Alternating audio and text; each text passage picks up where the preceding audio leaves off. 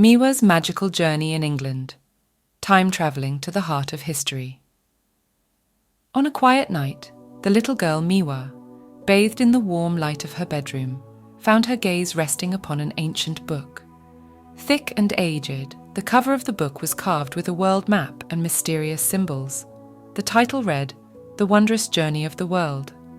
Miwa was captivated by the beautiful illustrations and descriptions of marvellous places around the world. As she was flipping through the pages, suddenly, a green hybrid parrot leapt out from the book, spreading its magnificent feathers. This was no ordinary parrot. It could speak human language and possessed magical abilities. The parrot bowed to Miwa and introduced itself as a guide through time. "Hello, Miwa," the parrot said in a melodious voice.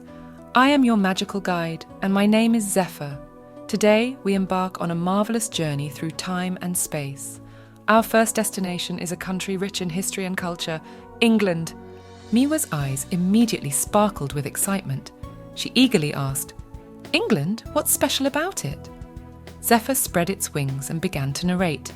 "England, an island nation on the northwest edge of Europe, is rich in history and culture.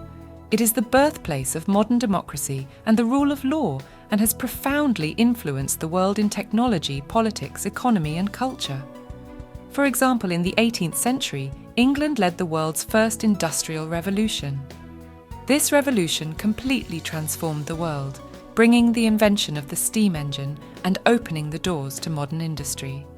The development of railways, mechanical manufacturing, and the textile industry were significant achievements of this period. It not only propelled the industrialisation of England, but also had a massive impact globally." Miwa listened, utterly fascinated. Her eyes filled with wonder and amazement. She exclaimed, "Wow, England is really incredible." Zephyr continued, "That's not all. England is also an important cradle of science, literature, and art. Many great scientists, writers, and artists were born here, like Newton, Shakespeare.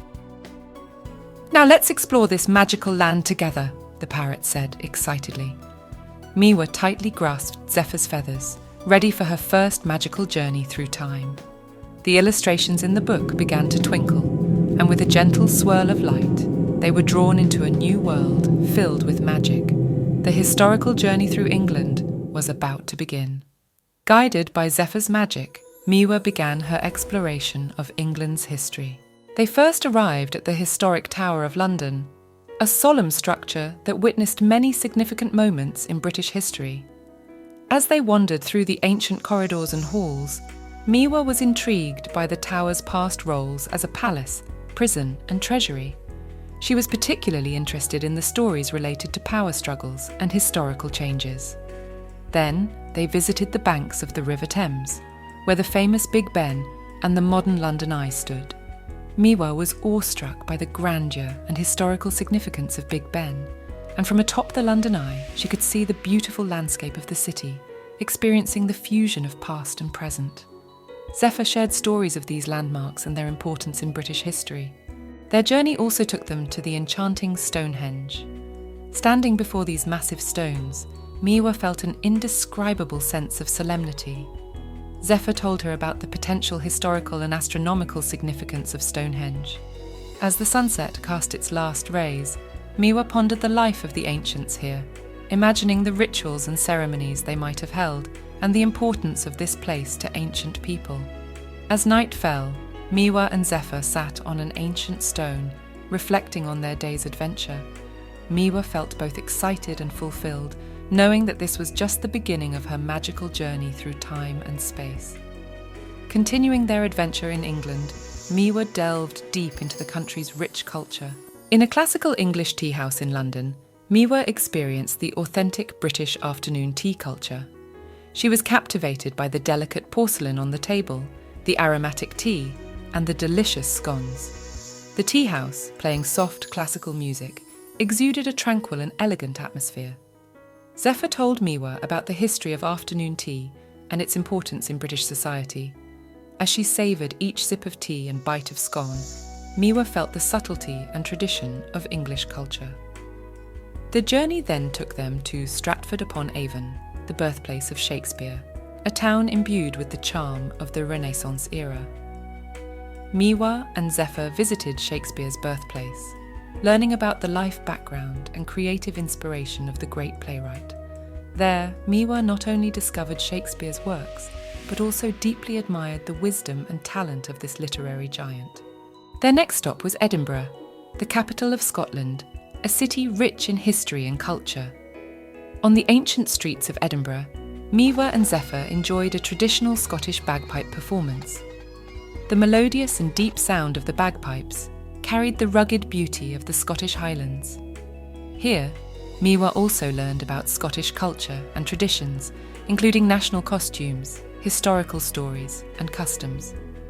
As night enveloped the city, Miwa sat in an old-fashioned Edinburgh tea house, reminiscing about her cultural experiences in England.